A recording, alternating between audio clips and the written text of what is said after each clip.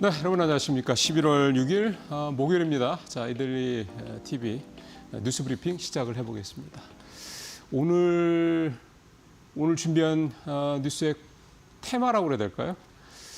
반도체주가 이번 주 들어서 주춤하죠. 주가도 좀 많이 빠지고, 물론 어제 앞서 자세히 말씀을 드리겠습니다만 삼성전자는 많이 회복은 못했습니다만 SK하이닉스 같은 경우는 낙폭을 장중에 굉장히 많이 회복을 하면서, 물론 마이너스로 끝나긴 했습니다만 그런 모습을 보이고 있는 걸 봤을 때 어쨌든 그동안의 이제 기세 70만 원을 향해 달려가던 기세는 주춤한 건 사실입니다. 그러다 보니까 반도체가 아무래도 조금 주춤해질 가능성이 높다. 펀더멘탈에 큰 문제가 없더라도 이제 기세가 줄어드는 거죠. 자, 그럼 기세가 이렇게 둔화됐을 때 반도체 다음으로 바라볼 게 뭐가 될 수 있느냐?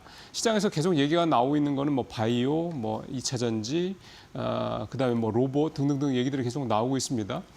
그래서 오늘은요, 그 중에서 2차 전지하고 로봇 얘기를 좀 해보도록 하겠습니다. 앞에서. 자, 첫 번째로 이제 2차 전지 얘기부터 해보죠. 일단 이 표를 먼저 보시죠.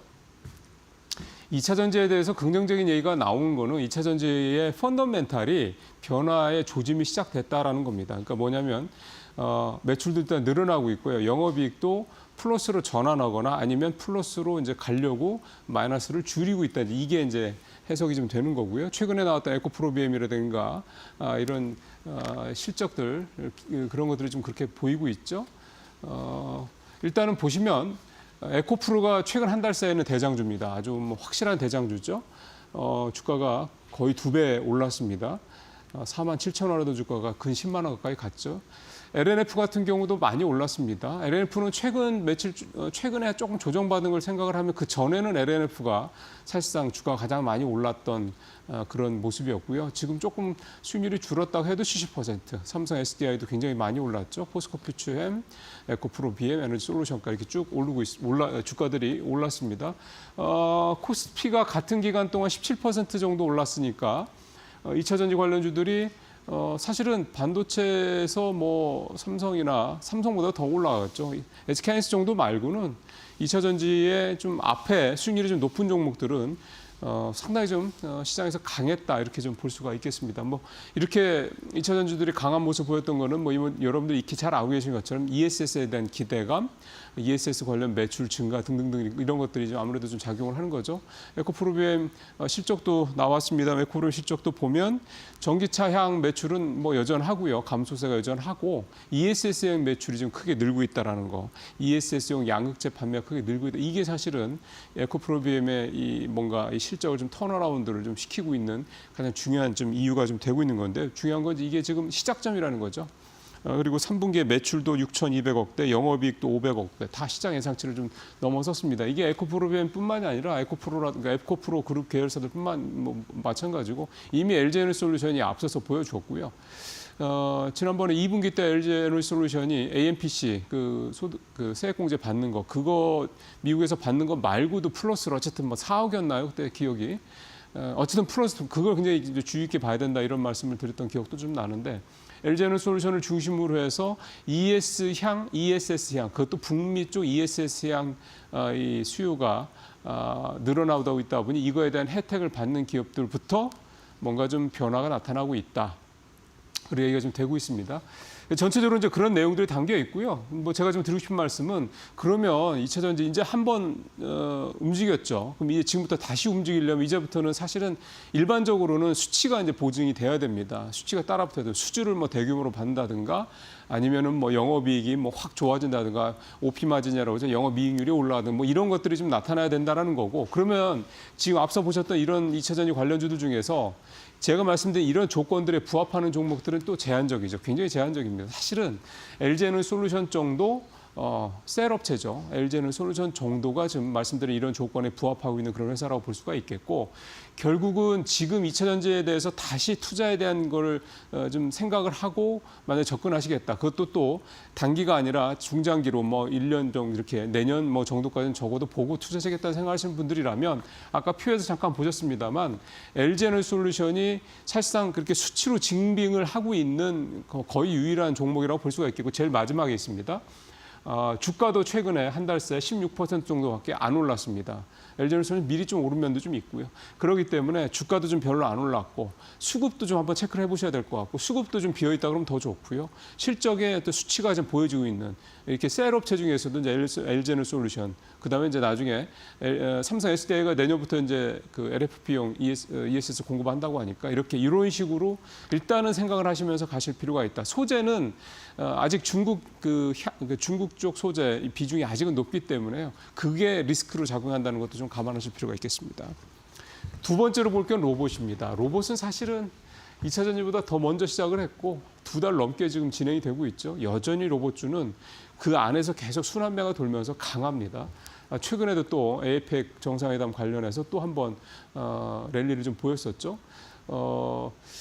왜 깐부 그 동맹에 깐부 그 회동에 왜 정의선 회장이 들어갔느냐 이거에 대한 궁금증이 이제 젠슨 황 CEO가 피지컬 AI 얘기하면서 좀 풀렸습니다. 그걸 할 수 있는 국내에서 또 글로벌하게 어떤 그런 조건이나 인프라를 구축하고 있는 그러니까 제조 능력, 그다음에 로봇 쪽에 대한 어떤 그런 기술력.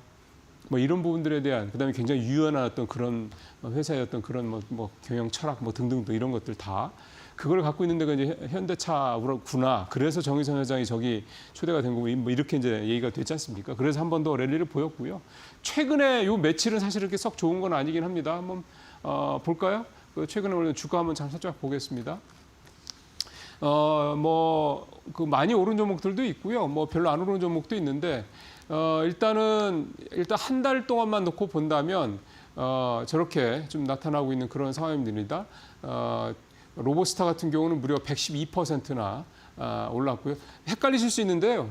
저 밑에 있는 노란색 막대 그래프 저거는 이제 어제 주가 모습입니다. 그러니까 어제는 다시 다 떨어졌습니다. 그래서 저걸 이제 보셔서 로봇주들이 이제 조금 이제 힘든 거 아니야 생각하실 게 아니라 그 위에 거 한 달치를 보시면 지난 한 달 동안 얼마나 많이 로봇주들이 올랐느냐라는 걸 좀 볼 수가 있겠고 어제 하루만 놓고 로봇주들이 이제 뭐 시세가 다 됐다 이렇게 보기에는 아직 이른 것 같습니다. 왜냐하면 잘 아시는 것처럼 로봇주들 중에서 지금 수치로 수익이 뭐 나거나 뭐 영업이익이 뭐 이렇게 수십억 이렇게 수백억 나거나 이런 회사들 거의 별로 없죠. 그러니까 지금 로봇주들이 지난 2달 반 이상 석 달 가까이 올라왔던 가장 큰 백그라운드는 기대감입니다, 여전히. 로봇은 결국은 무조건 된다 이거죠. 이게 사실 전 세계적으로 다 이미 뭐 많은 데서 얘기를 하고 있는 거고 특히 젠슨 황 CEO도 그 얘기를 좀 하고 있는 거고 결국은 피지컬 AI의 종착점은 휴머노이드 로봇이 될 것이다. 이 점이 굉장히 크기 때문에 이게 저는 보고 있는 거고요.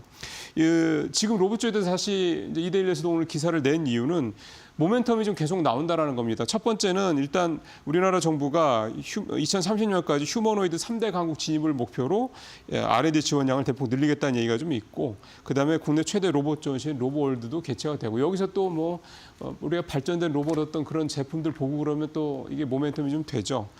그래서 이런 부분들 좀 감안을 하고 골드만삭스에서 글로벌 휴머노이드 로봇 시장이 올해는 15억 달러 정도인데 2035년에는 380억 달러까지 무려 25배가 증가할 것이다, 커질 것이다, 뭐 이런 얘기도 나오고, 그러니까 좋은 얘기들이 많습니다. 물론 아직까지는 기대감이죠.